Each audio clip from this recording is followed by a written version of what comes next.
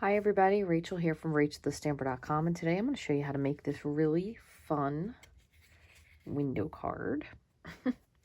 This is actually a case from the catalog. So this is my original version, which I used Stampin' Up markers or ink pads. And then for this other version, I actually used Stampin' Blends. So I'm going to show you how to do that today. So this is the Adventurous Journey stamp set. It does not have dies, so you do have to do some fussy cutting. So if that's not your thing, you could do one of two things. You could not do it, or you could do the boat, because the boat's pretty simple to cut out, but doesn't have the kayaker, which I thought was pretty cool. Anyway, this also uses a couple other stamps, or I shouldn't say stamps, dies. This also uses the stitched rectangles for the sentiment, and we also use a couple different of the layering dioramas. So the largest one is actually for the window, and then a couple things I did pre-cut for you. So this piece is the top layering, and then I believe it's this one. The third largest is actually for our inside panel. It just goes like that. And you don't really want it to match up, so I try to make sure I switched it around a little bit, give a little bit of visual interest. So we are going to have to cut the base, so I'm going to keep this out. But again, I did do some pre-die cutting because it was a lot of steps, so I was trying to make things simple for you. So you will need a piece of window sheet, or just a little fun fact here. When you get your stamp sets, specifically the photopolymer, they come with a flimsy piece and they come with a thicker piece. So you can actually use the thicker piece, which I did for one of these cards. So pretty fun card, and let me show you how to get started. So again, there are a lot of components to this that you don't necessarily have to do. I did do some of them ahead of time. It's really just up to you how complicated you wanted to make it. So the reason I have a couple of these done is I wanted to show you that depending on the way you cut your die piece, so for example, if you put this little spot up at the top, it gives you a nicer hook here for the end. This is the very first one I did. You can see this is really skinny, so this is a little bit difficult to use. Still works. Same with this one. With these tiny pieces, it's a little bit harder, but it still works out perfectly fine. So I'm going to show you what to do. So to start, we're going to color our kayaker. And I did use some of the new colors for that. So I have light and dark Parakeet Party, light and dark Starry Sky, and light and dark turquoise. I want to call it Tempting Turquoise. It's not. Tahitian Tide. I'll get it one of these days. So I'm actually going to sit down to do this portion of it, and I'm going to see if I can bring in just a smidge so you can see. So we're going to do the kayak first. So I generally start with the darker for this, and I'm just going to kind of go around. So just to give you a little pre-story on this, I stamped this with VersaFine Onyx Black ink because it's a really, really dark black ink. And I find that it gives a really good contrast. You could use Memento, but if you did, I would suggest using a Stamparatus so you can stamp it more than once, so you get a really solid black image, okay? You have to let it completely dry, and then we're just going to kind of trace over certain areas. I kind of tried to hit the darker spots. Again, this is using Parakeet Party Dark.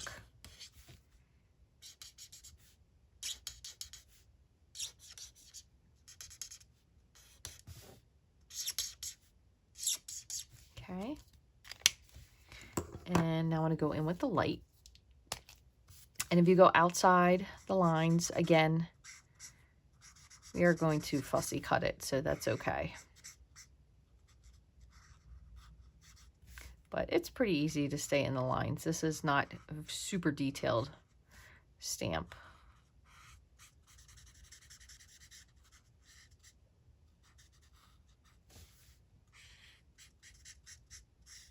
I'm just adding a little bit more of the light just to darken up those areas. All right, so there's that. Then we're going to use the Tahitian Tide, And I'm trying to see, how did I do this? So it was the cap, and you could change these colors, and the sleeves, and the vest. So that's the dark. Is that correct? Yes. And then we're going to go in with the light. Actually, I'm going to use the smaller. This isn't a huge area.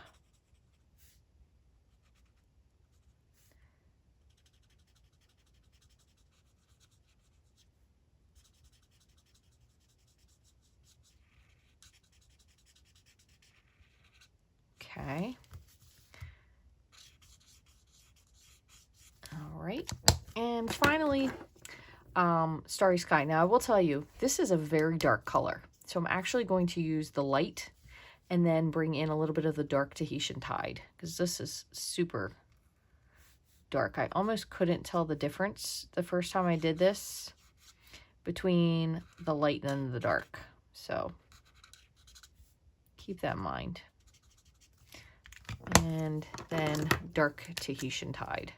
And I'm going to start in the dark spot and just drag it in.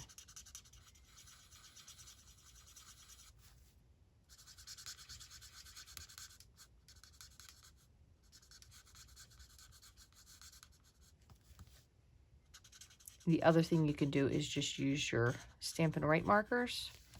So that's another option. So we're all finished with those.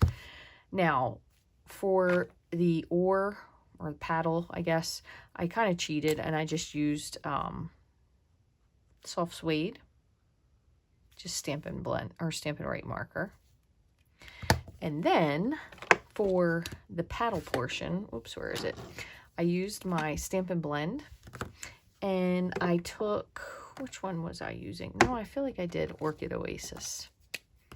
And I just took a clean end and I dipped into my marker. You could also use it with your ink pad. And just blend. There you go. Okay. That's all. And then you just clean your marker by wiping it. And finally, I used 900 I used earlier for his skin tone, or her, whatever this person is. But I'm going to use 800, just make it a little bit darker. Not much hand there. Okay, so again, this is one of the, I guess they call them neutrals. They're really good for skin tones, but this is one of the mediums, so number 800. All right, so I did do one of these ahead of time. And let me put these over here so you don't have to wait for me to fussy cut that. So I have a kayaker. And you can tell the difference if you look at these two very close up. So Stampin' Blends, Stampin' Up markers. So this is more the dye-based ink and then the alcohol. Just depends on which one you like better. So I'm going to put this on the side. I'll make my other card later. I also went ahead and stamped this. This is Wishing You an Adventurous Journey. So I basically stamped this in Bermuda Bay. So I'll show you that, and I just won't die cut it. And ink this up. See, I have my other choices on top and bottom. And I'm going to kind of line this up centered. And I'm going to go with birthday again.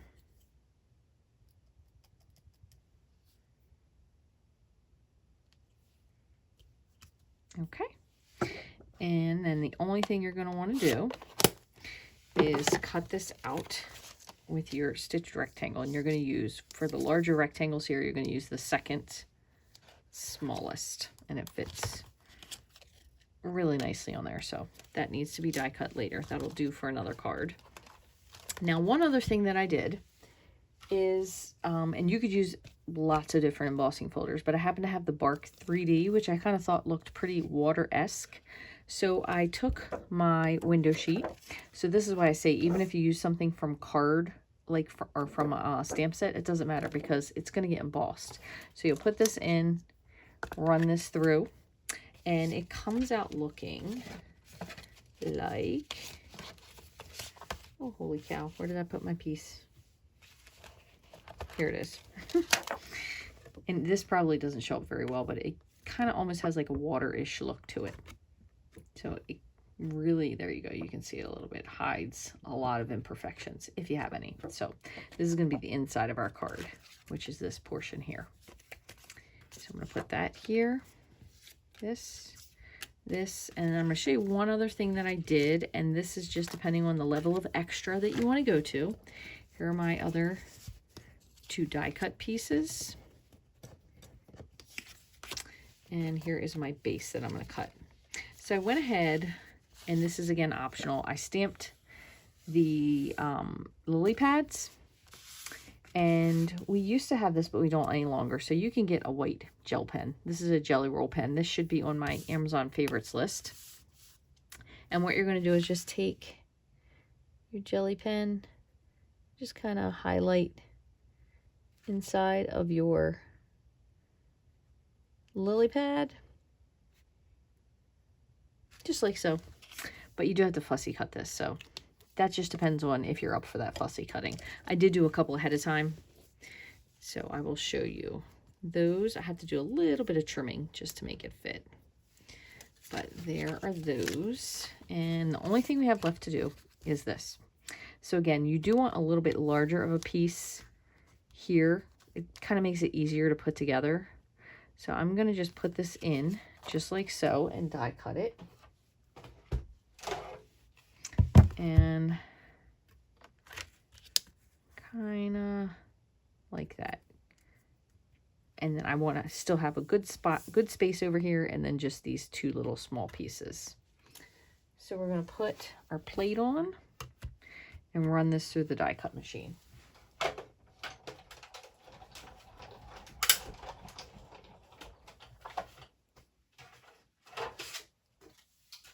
And I have a whole bunch of these that I saved. I figure I could use them for something. So we're going to put that off to the side. So here's our base. Okay. So we're just going to reinforce our fold. All right. So a couple of things I want to tell you. Number one, a lot of this you want to make sure you lay it out ahead of time just to see what it looks like, because you could put something in the wrong spot. Now, I'll tell you a little bit more about that in a minute, but basically we're going to adhere this inside here. Okay, and we can use tear and tape. However, tear and tape from Stampin' Up is pretty wide, so you could certainly cut it in half. Or if you are like me and you do not want to go to the trouble of that, this is a non-Stampin' Up product. This is called Sukwang, makes this. It comes in many, many, many different sizes, but they have this really skinny piece. So I'm going to use this, and then I'll use tear and tape for some other portions. But I'm going to just put some adhesive right here. So this is the same as tear and tape. It's a double-sided stick paper.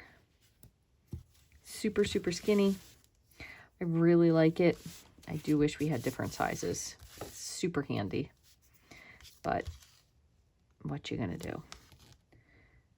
So you don't want this to go too close to the edge, because you're going to need to put your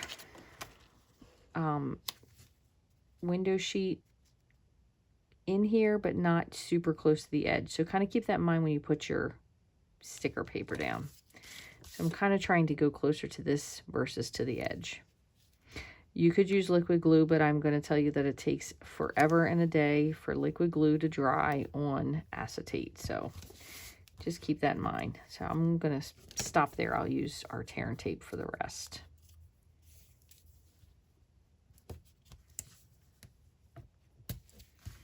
Now, one other thing, you might not like the look of this inside. You could certainly cut another layer and cover it up. I don't think anyone who gets a card this cool is going to give 2 figs about whether or not they can see the adhesive on the inside. So, personal preference there. You could probably cut another layer and overlayer it, but I don't think anyone is going to care that much. I'm certainly not going to. All right, so once again, you just want to make sure that you have this kind of lined up, and I'm going to tell you a couple things. You're bound to somehow get a little bit of this layered incorrectly, and that's okay, because we also have an embossing buddy, which if you just lightly tap this over, will just suck up the sticky part of your adhesive and you don't have to worry about it. Your card won't stay closed. And just remember, oops, another handy thing is take your pick tool. Really helps to take this release paper, but also I find that pressing it down with this end really helps to push it to the paper, just in case you haven't pressed it on there enough, which also ultimately makes it easier to remove.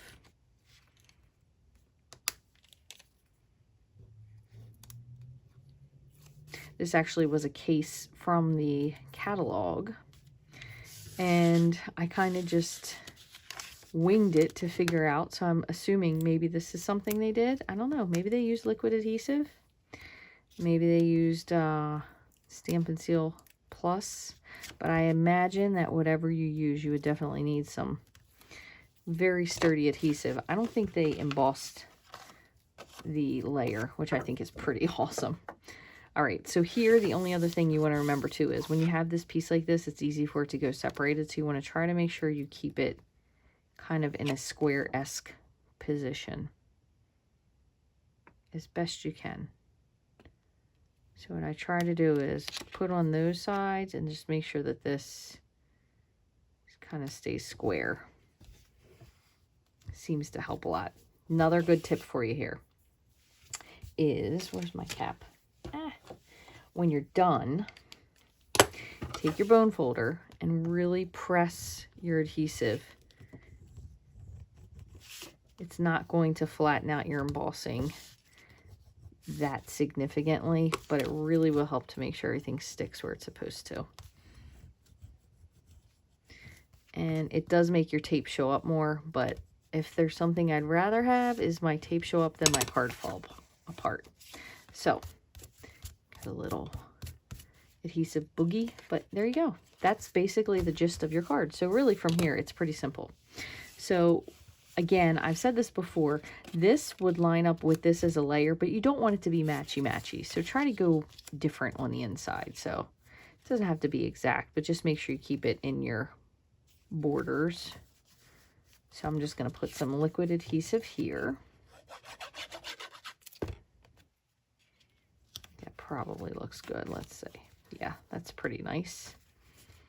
And you can knock yourself out with adding some little puddle rivulets, whatever it is you call that, but I'm not going to do it on the inside, but I am going to do it here. So I'm going to just pull out Pool Party. By the way, this is Pool Party, and this is Coastal Cabana. Probably forgot to mention that. This is a little bit of a intensive card, so I think I forgot. And then my sentiment, again, was Bermuda Bay, stamped on Pool Party. So this is going to go about here. But again, we don't want it to match, so we're kind of going to turn it. We have our little kayaker. I'm actually going to cut out. I had this here. Make sure I still have it. I just have some edging from my mini glue dots. Might be a little... No, that's pretty good. So I'm going to use this.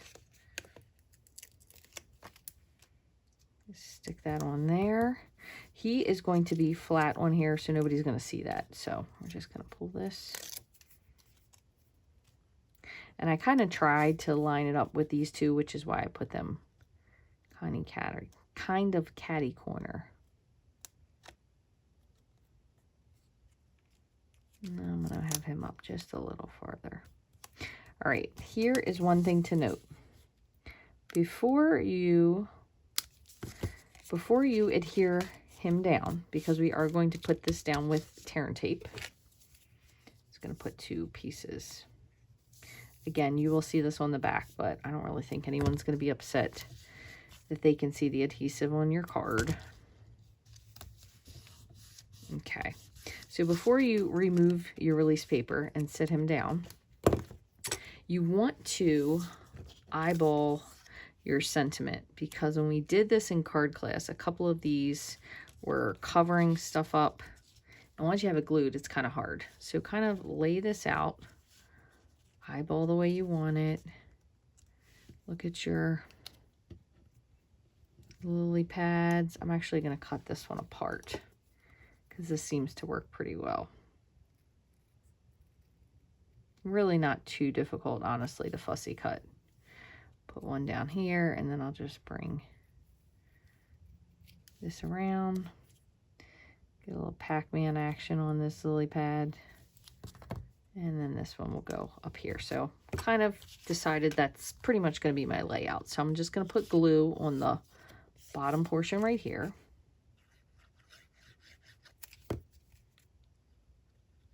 Doesn't need to be a terrifically large amount of glue. There's that. Okay. And then I'm going to remove the release paper.